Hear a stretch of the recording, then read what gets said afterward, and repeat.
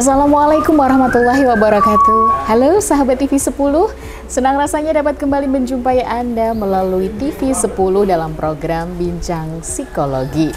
Hadir kembali dari Padepokan Patrap, Surakarta bersama psikolog kita, Pak Setio Purwanto. Assalamualaikum Pak Setio. Waalaikumsalam warahmatullahi wabarakatuh. Mengunjungi Padepokan Patrap, Surakarta milik beliau. Ini ada burung baru ya Pak? Duh, suaranya bikin gemes dia, pinter ngomong ya Pak ini. Hobi ya Pak? Iya. Jadi ini juga salah satu apa ya Pak, untuk merilis stres juga ya Pak? Iya, betul sekali. Jadi kalau punya hobi burung itu jangan dilarang ya Pak? Memelihara burung, karena ternyata bisa merilis stres. Tapi yang bikin stres juga banyak. Yang bikin stres banyak, harganya maksudnya. Baik, hampir kurang lebih 30 menit nanti kita akan ngobrolin tentang satu tema yang kita juga selalu terbuka untuk mengundang sahabat TV 10 untuk bergabung bersama kami. Silahkan curhat di sini di nomor WhatsApp yang tertera di layar. Ini lebih efisien loh, artinya kan cukup WhatsApp saja, nggak perlu seperti kliennya Pak Setio yang harus mengunjungi Pak Setio gitu ya. Karena hari ini ramai banget ya Pak, kunjungannya banyak kebetulan. Di sela-sela kesibukannya, kita ngobrol dulu deh untuk sahabat TV 10, terutama yang sudah bergabung lewat WhatsApp hari ini. Mohon info mengenai skizofrenia. Dan apa gejala dan dampak dari skizofrenia ini. Kita tampilkan di layar, terima kasih untuk WhatsApp-nya. Skizofrenia Pak. Iya. Sepertinya dulu kita pernah membahas sih, meskipun nggak secara detail ya. Iya, iya. Nah, hari ini kita bahas nih Pak, sesuai dengan pertanyaan WhatsApp yang masuk. Apa gejala dan dampak dari skizofrenia? Skizofrenia itu apa sih Pak? Iya, skizofrenia itu ini ya, gangguan mental berat ya.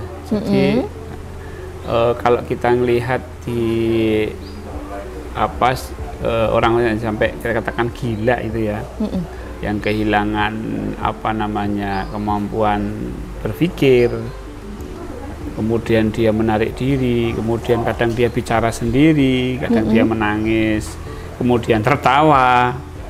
Nah itu skizofrenia? Ya, kadang sampai bisa dia ngamuk ya, ngamuk itu hilang kendali, agresi. Nah itu bisa jadi dia terkena gejala skizofrenia. Jadi ada yang modelnya ketakutan ya, ketakutan dikejar-kejar orang, padahal nggak ada orang yang ngejar, atau dia perilakunya aneh gitu.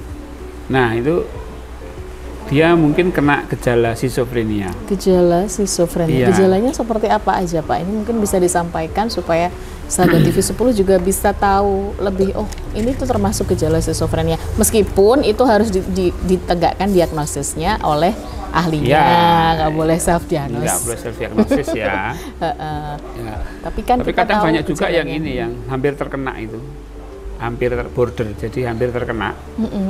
Kemudian dia searching di internet, dan dia self diagnosis, wah ini saya kena gejala skizofrenia gitu.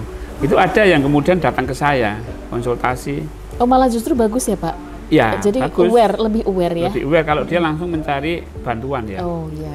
Tapi kalau dia kemudian menjudgment, kemudian dia tambah ketakutan karena gejala skizofrenianya. Malah takutnya kan seperti itu. Dan kalau nggak ketakutan dia nanganinya keliru karena bukan ahlinya. Nah kadang-kadang di masyarakat itu masih mengatakan penyebabnya ini adalah jin. Penyebabnya adalah makhluk halus. Nah pendapat-pendapat seperti itu akhirnya datang ke orang yang tidak sesuai. Kemudian di inilah, di itulah. Bukannya tambah sembuh, justru malah dia tambah wahamnya. Oh saya kemasukan jin, oh saya kerasukan, oh yang buat saya ini tuh orang itu. Nah gitu tuh. Oh iya. Ya jadi masalahnya tambah banyak. Nah kadang-kadang itu terjadi di lingkungan ini ya, orang-orang yang masih percaya dengan hal-hal yang bersifat tahayul gitu ya. Nah kita edukasi bahwa ini penyebabnya apa. Kalau memang penyebabnya itu adalah stres, ya bisa jadi itu karena apa namanya, karena stresnya itu bukan karena jin gitu loh. Nah gitu. Nah gejala paling kelihatan itu adalah adanya halusinasi. Oh yang terang halu gitu ya. Kalau halu-halu yang biasa mungkin bukan ya. Bukan halo-halo ya. Halu-halu, tapi halu, berhalusinasi. Bukan berhalusinasi, dia kalau berhalu kan dia menyengaja ya. Kalau halusinasi itu dia secara tanpa dia sengaja itu muncul gitu loh. Walaupun itu hanya halusinasi gitu. Sebenarnya halusinasi. Sebenarnya halusinasi. Misalnya kan halusinasi itu di panca indera. Halusinasi penglihatan, pendengaran, pengecapan, raba kulit itu kan. Nah, ada orang yang halusinasinya itu penglihatan. Dia merasa melihat hantu yang menakutkan, melihat sosok hitam. Kemudian ada juga yang pendengaran. Yang banyak itu biasanya pendengaran ya. Yang paling banyak saya temui itu pendengaran. Jadi orang itu merasa diperintah gitu loh. Waduh, kalau diperintahnya aneh-aneh kan malah menakutkan. Saya mendapat bisikan. Wah ya. Iya. Nah, bisikan itu kadang bersifat agresif gitu. Misalnya bunuh orang tua, bunuh ibumu itu berdenging terus gitu loh. Nanti kalau dia sampai terlena kalut bisa membunuh. Makanya orang-orang yang mengalami skizofrenia bahaya sebenarnya. Kalau dia halusinasinya itu membahayakan, bisa jadi dia bisa membunuh keluarganya gitu. Saya pernah baca artikel Pak, katanya orang yang penderita skizofrenia ini berisiko mengalami kematian di usia muda Pak. Tentu. Itu salah satunya bisa jadi karena itu ya, indera pendengarnya misalnya bunuh diri atau gimana gitu ya, bisa jadi. Atau karena apa itu Pak? Ya, karena kan jadi kesehatannya tidak kan. Makannya tidak teratur, kemudian tidurnya tidak teratur, aktivitasnya, kan akhirnya jadi sakit-sakit. Kalau nggak dirawat betul ya mati muda gitu loh, ya kan, mati muda. Makanya ya kalau ada sekitar kita ada yang mengalami seperti ini, segera dibawa ke rumah sakit. Kalau sudah skizofren, sudah meracau, sudah ngomong nggak jelas, sudah perilakunya aneh, itu segera dibawa ke rumah sakit untuk mendapatkan penanganan medis. Karena itu sudah berkaitan dengan kimia di otak. Kalau skizofren penanganannya medis ya? Kalau skizofren ini sudah medis gitu. Psikolog obat berarti? Iya. Psikolog sudah ini nggak bisa, karena diajak komunikasi udah nggak bisa, kecuali konseling keluarga yang keluarganya. Bagaimana cara menghadapinya? Bagaimana gitu, menghadapi orang skizofren? Itu justru keluarganya berarti. Keluarganya di konseling. Jadi agar terjadi pemahaman, memang orang mengalami skizofren itu begini, sehingga dia bisa memperlakukan orang yang terkena, keluarga yang terkena skizofren itu lebih tepat gitu.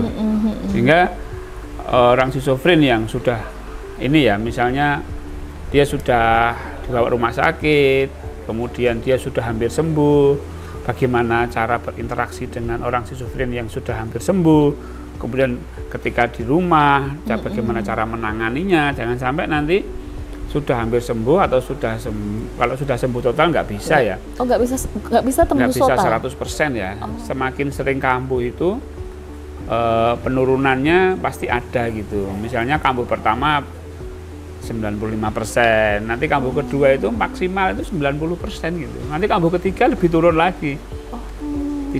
Tidak kembali ke 100. Makanya dijaga jangan sampai orang yang mengalami ini tuh kambuh dengan stres-stres yang dia alami gitu. Tapi tetap minum obat terus Pak itu? Ya, minum obat itu untuk menjaga kestabilan ininya ya, emosi dan pikirannya ya. Ya, tapi ada juga yang kemudian tanpa obat, artinya dia udah bisa lebih baik gitu dengan penurunan dosisnya. Kemudian dia tidak minum, tidak apa-apa, ya sudah jangan minum gitu. Oh gitu, bisa mengurangi. Ya, tapi biasanya dia memang jadi rentan stres, mudah terkena stres.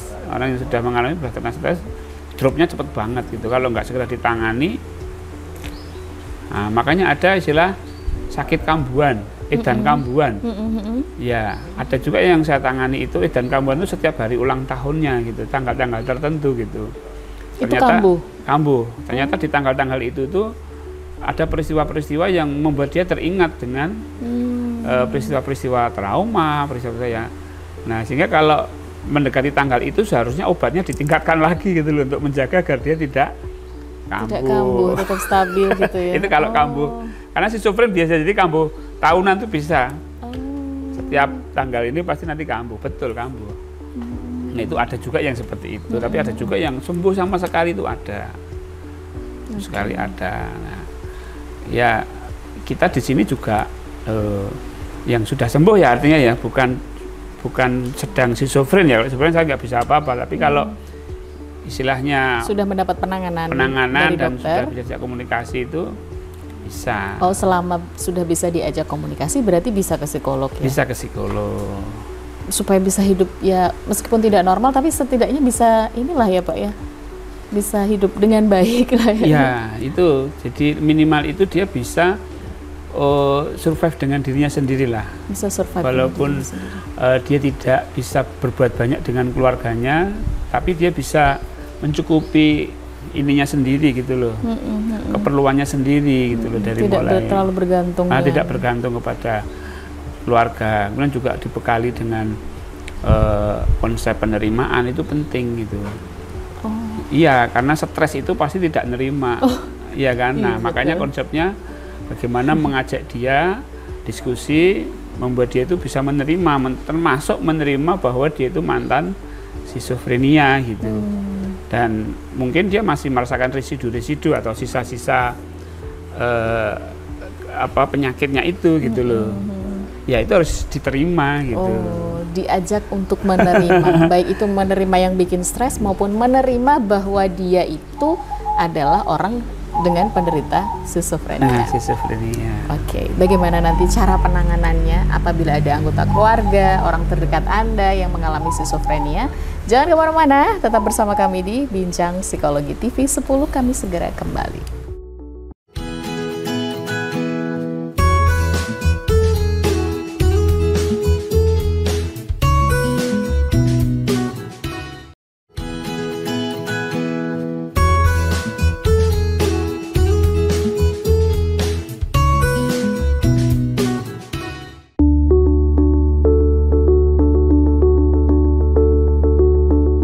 Sahabat TV 10, Anda masih menyimak program Bincang Psikologi dari TV 10 bersama psikolog kita Pak Setio Purwanto. Dan hari ini kita bicara tentang schizofren, di mana tadi ada yang menanyakan tentang schizofrenia, gejala dan juga dampaknya. Kalau dampaknya apa?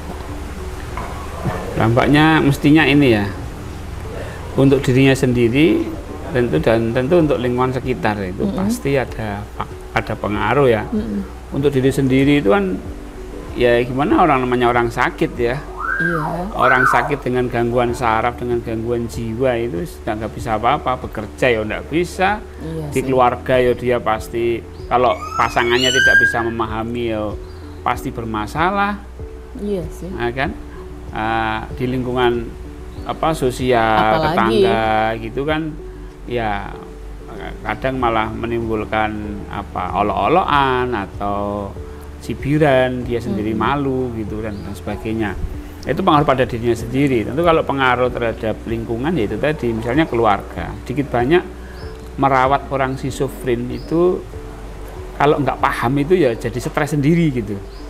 Merawat orang schizofren, apalagi orang-orang yang yang baru gejala schizofren. Karena orang yang baru ini ya belum schizofren ya, artinya dia baru neurotik. Awal-awal ya. Ya, kalau psikotik itu kan dia sudah schizofren. Kalau neurotik itu kan awal-awal. Jadi untuk masih bisa diajak ngobrol, tapi dia sudah mulai ada indikasi ke sana. Itu malah yang membuat ini konflik.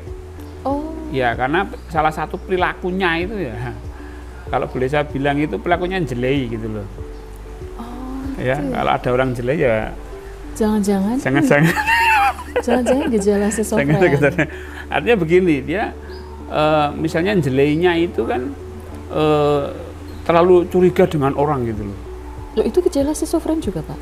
Iya, ada schizofren yang paranoid ya. Schizofren yang jenisnya itu paranoid.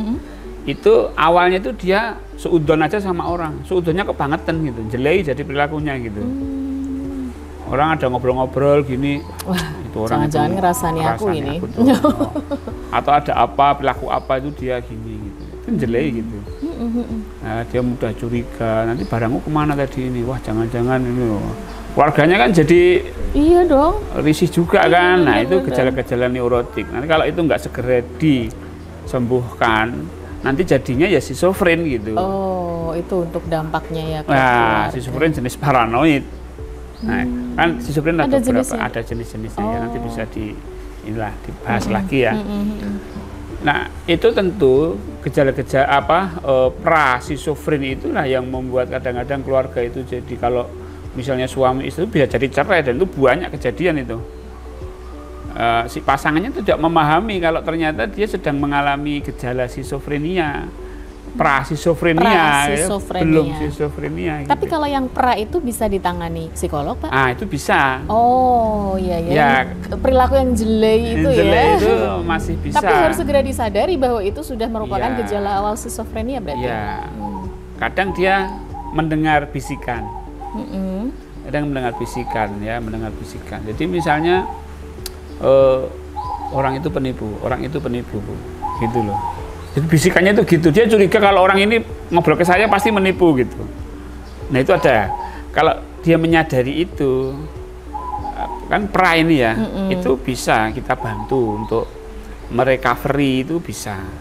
Tapi ya karena ini berat ya, jadi tidak sekali dua kali, mungkin perlu proses.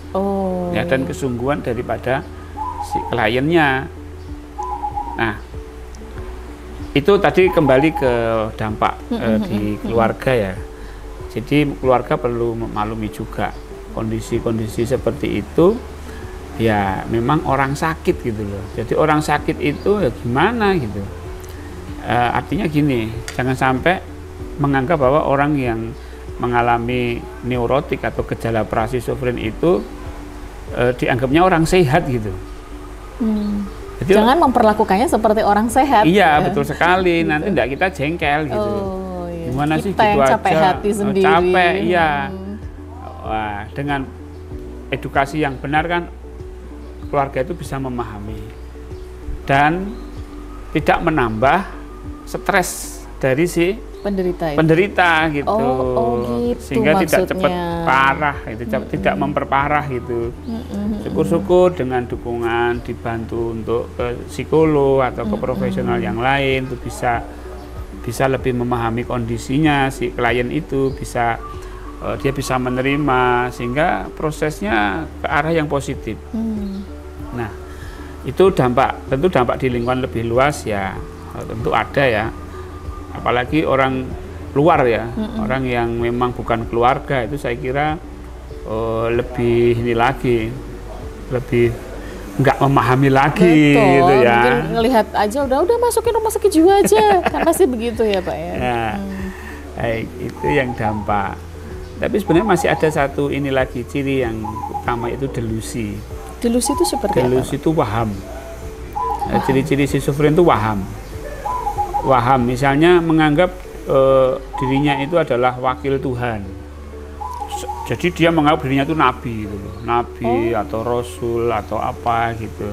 Nah, itu sudah kena waham. Atau dia merasa bahwa dia itu kesusupan misalnya makhluk-makhluk gaib, misalnya saya kesusupan Nyi Roro Kidul, nah itu waham. Kalau mungkin Anda melihat beberapa waktu lalu pernah viral ya Pak ya, ini menganggap dirinya bahwa ini gitu, menjadi ini, titisan ini atau apa gitu. Itu berarti perlu dicurigai bahwa dia schizofren karena dia delusi. Ya, tentu delusi ini diiringi dengan ini ya. Kadang ada yang dibuat-buat agar orang takut.